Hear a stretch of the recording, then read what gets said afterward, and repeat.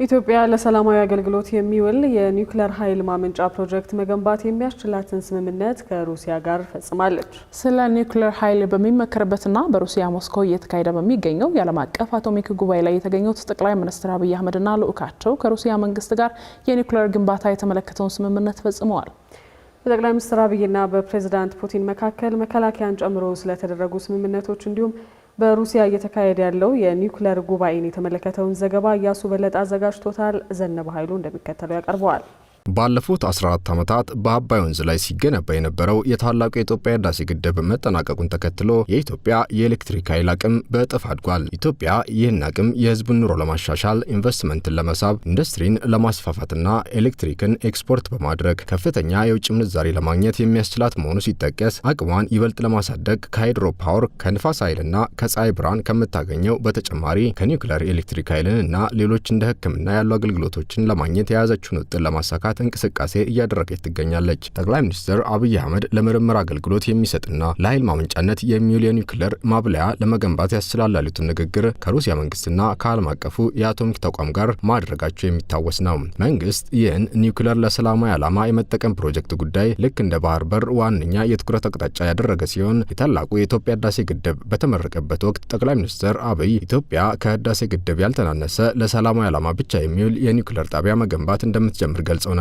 አሁን ደግሞ ጠቅላይ ሚኒስትር አብይ አህመድ ስለ ኒውክሌር በሚመከርበትና በሩሲያ ሞስኮ እየተካሄደ በሚገኘው የዓለም አቀፍ አቶሚክ ጉባኤ ላይ እየተሳተፉ የሚገኙ ሲሆን በጉባኤው ከሩሲያ ፕሬዝዳንት ቭላዲሚር ፑቲንና ከዓለም አቀፉ የአቶሚክ ኢነርጂ ኤጀንሲ ዋና ዳይሬክተር ራፋኤል ማሪያኖ ጋር በዚሁ በኒውክሌር ልማት ጉዳይ መክረዋል። ጉባኤውን የከፈቱት የሩሲያ ፕሬዝዳንት ቭላዲሚር ፑቲን ለበርካታ ሀገራት የኒውክሌር ኢነርጂ ለልማት በጣም ወሳኝ መሆኑን በመጥቀስ አጋር ያሏቸው ሀገራት ለሰላማዊ የኒውክሌር ኃይል የሚያደርጉት እንቅስቃሴ የወደፊቱን የዘርፉን ቴክኖሎጂ የሚመራ ይሆናል ሲሉ ገልጸዋል።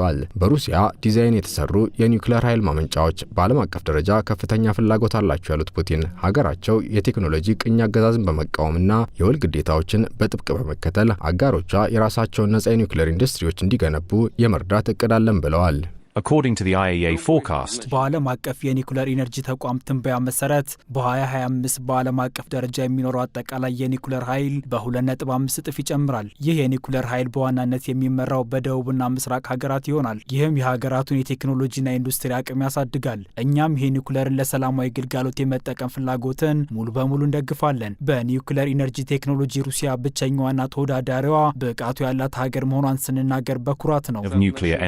በጉባኤው ላይ ንግግር ያደረጉት ጠቅላይ ሚኒስትር አብይ አህመድ በበኩላቸው የኒውክሌር ኃይል ለኢትዮጵያ የረጅም ጊዜ ልማት ወሳኝ ነው ብለዋል። የኒውክሌር ኃይል የኢትዮጵያን አቅም ለማሳደግ አስፈላጊ ነው ያሉት ጠቅላይ ሚኒስትሩ ግባችን ደህንነቱ የተጠበቀ የኃይል ምንጭን ማስፋት ነው ሲሉ ተደምጠዋል። ኢትዮጵያ ስታንድስ አት ኤ ፒቮታል ሙቭመንት ኢትዮጵያ አሁን ወሳኝ ወቅት ላይ ናት።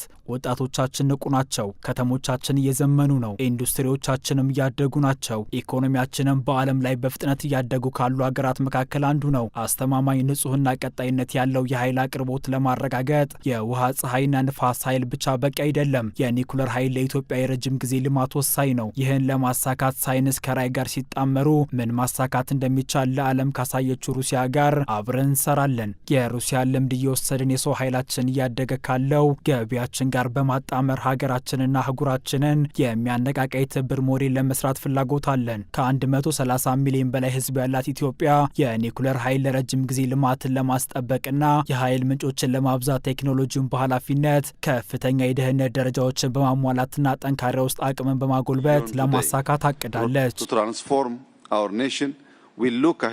ከጉባኤው ጎን ለጎንም ጠቅላይ ሚኒስትር አብይ አህመድ ከሩሲያ ፕሬዝዳንት ቭላዲሚር ፑቲን ጋር በሁለቱ ሀገራት ግንኙነቶች ዙሪያ ተወያይተዋል። የጠቅላይ ሚኒስትር ጽህፈት ቤት ሁለቱ መሪዎች በኃይል፣ በግብርና፣ በጤና ልማትና በመከላከያ ትብብርን ጨምሮ በተለያዩ ጉዳዮች ላይ ሰፊ ውይይት ማድረጋቸውን ጠቅሷል። በተጨማሪም የኒውክሌር ኃይል ማመንጫ ፕሮጀክትን በኢትዮጵያ በጋራ ለማልማት የሚያስችል የድርጊት መርሃ ግብር ስምምነት ተፈራርመዋል። ፑቲን በውይይቱ ላይ ከኢትዮጵያ ጋር ያለን ግንኙነት እያደገ ነው ማለታቸው የተጠቀሰ ሲሆን ጠቅላይ ሚኒስትር አብይ በበኩላቸው ፑቲን ቀጣዩን ስብሰባ በአዲስ አበባ እንዲያካሂዱ መጋበዛቸውን የሩሲያ መገናኛ ብዙሃን ዘግበዋል። በኢትዮጵያ የሚገኘው የሩሲያ ኤምባሲ በበኩሉ ስምምነቱን አስመልክቶ ባወጣው መረጃ የፍርሚያ ስነ ስርዓቱን የፈረሙት የሩሲያው ሮሳቶም ኩባንያ ዋና ዳይሬክተር አሌክሲ ሊካቼቭ እና የኢትዮጵያ ውጭ ጉዳይ ሚኒስትር ጌዲዮን ጢሞቴዎስ መሆናቸውን ጠቅሶ ጠቅላይ ሚኒስትር አብይና ፕሬዚዳንት ፑቲን በስነ ስርዓቱ ላይ መገኘታቸውን ይፋ አድርጓል። ሮሳቶም የኢትዮጵያን የኃይል ፍላጎት ለማሟላት የተቻለውን ሁሉ ያደርጋል ሲሉ የሮሳቶም ዋና ስራ አስፈጻሚ የኒውክሌር ኃይል ማመንጫ ለመገንባት ባላቸው እቅድ ላይ መናገራቸውም ተጠቅሷል።